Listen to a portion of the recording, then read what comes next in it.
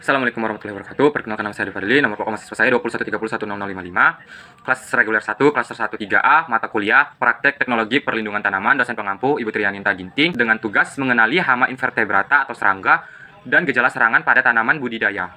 Baik, untuk hama yang pertama itu ada kumbang badak atau dengan nama latin Oryctes rhinoceros. Klasifikasi dari kumbang badak ini familinya termasuk ke dalam Scarabaeidae dan genusnya itu Oryctes, spesiesnya itu ada Oryctes rhinoceros L. Siklus dari kumbang badak ini pada kumbang badak betina akan meletakkan telurnya di tempat-tempat yang banyak mengandung bahan organik seperti daun-daun busuk, batang kelapa sawit yang telah busuk. Siklus hidup dari Oryctes ini berkisar antara 4 sampai 9 bulan. Kumbang badak termasuk ke dalam metamorfosis sempurna atau hemametabola, yang dimana ada telurnya, larva, pupa, dan imago. Imago adalah kumbang badak yang telah sempurna seperti ini. Kumbang badak ini biasanya menyerang tanaman kelapa sawit, di mana dia memakan tunas-tunas muda dari pelepah kelapa sawit, menyebabkan pelepah kelapa sawit menjadi patah. Cara pengendalian dari kumbang badak ini dengan cara pengendalian kultur teknis atau sanitasi.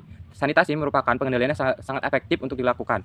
Dan yang kedua itu pengendalian secara mekanik, di mana kita mengutip secara langsung larva-larva dari kumbang badak ini. Selanjutnya ada ulat api. Klasifikasi dari ulat api ini familinya Limacodidae, jenis itu Cethoceae, spesies itu Cethoceae asigna.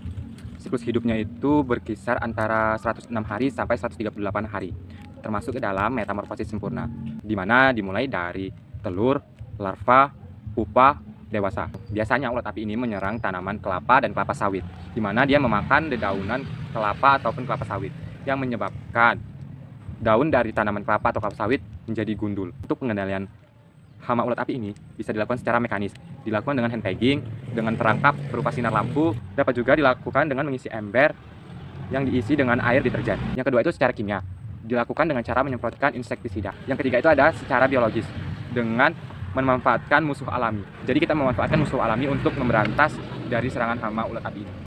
Yang selanjutnya itu ada belalang atau dengan nama latin Locusta migratoria. Familinya itu Arididae, genusnya itu Locusta, spesiesnya itu Locusta migratoria. Siklus hidup dari belalang ini termasuk yang tidak sempurna atau hemimetabola, di mana hanya terdapat telur, nimpa hingga dewasa saja. Ini adalah bagian dari tubuh belalang.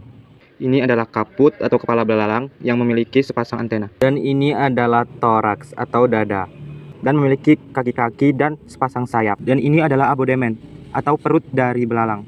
Dampak dari serangan hama belalang ini biasanya dia memakan tanaman budidaya seperti tanaman hortikultura, di mana dia memakan dedaunan dari tanaman tersebut yang mengakibatkan daun-daun menjadi berlubang dan sobek-sobek.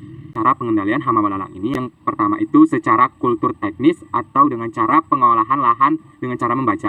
Yang kedua itu secara hayati dengan memanfaatkan musuh alami seperti lebah, semut, dan burung. Yang ketiga itu secara kimiawi dengan menyemprotkan insektisida ke tanaman yang kita budidayakan. Selanjutnya itu ada kutu kebul atau dengan nama latin Bemisia tabaci. Familinya itu Alerodoideae, jenisnya itu Bemisia, spesies itu Bemisia tabaci. Siklus hidup dari kutu kebul ini biasanya dia hidupnya itu di bawah daun dan berkelompok.